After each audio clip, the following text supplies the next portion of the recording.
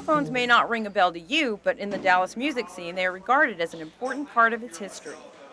Well, they were one of the bands that I used to sneak in to see at the Hot Club in 1981, 1980. I was in junior high school. Our bus route actually took us by the Hot Club every day, and I would see their posters all over the telephone poles all over town. I used to actually rip them down and hang them on my wall. The Dirks brothers, Steve, Jerry, and Chris, and later joined by Mark Griffin, established themselves during the punk and new wave era.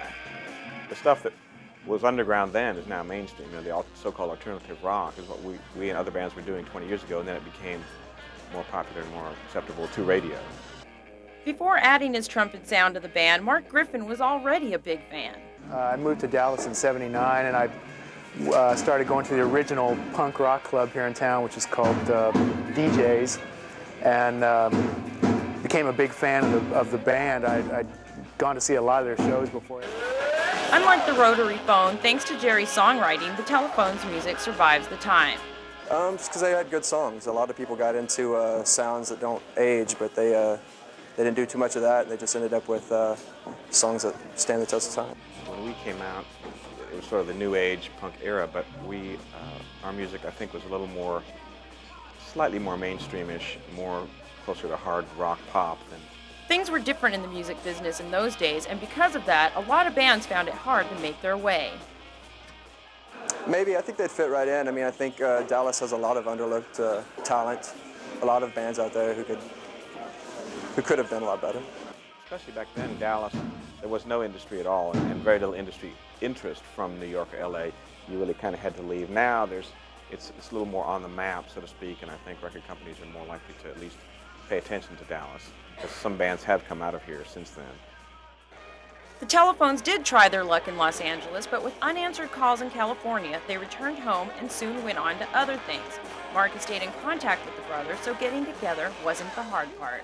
We've actually been having a lot of fun, just joking around and stuff, but you realize you're kind of rusty, and I think we're obviously not at the same peak playing level as we were 20 years ago, but I think it still sounds pretty good.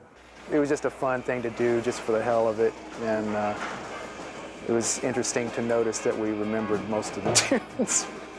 After 20 years of living a rock and roll lifestyle, you're kind of amazed when you remember anything. And though some remember the Telephones and the impact that they made, there are many hearing them for the first time.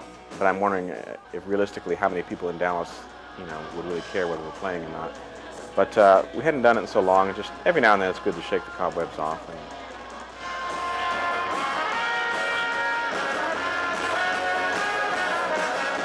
It'd be interesting to see. I mean, of course, we feel like the old geezers of the show, so it'll be interesting to see. But I think we'll probably get a pretty good response. I'm curious to see.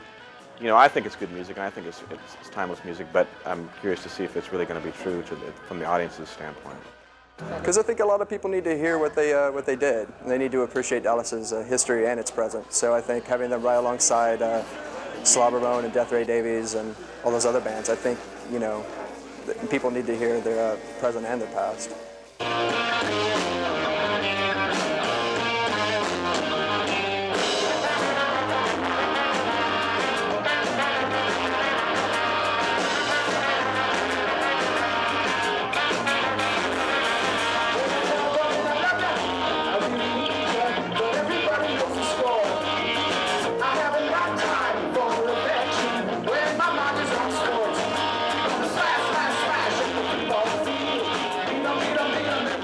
And after years of not playing, it's nice to see that the Telephones can fit right in with today's bands. This is Stacy Main, rocking about town for ICTN.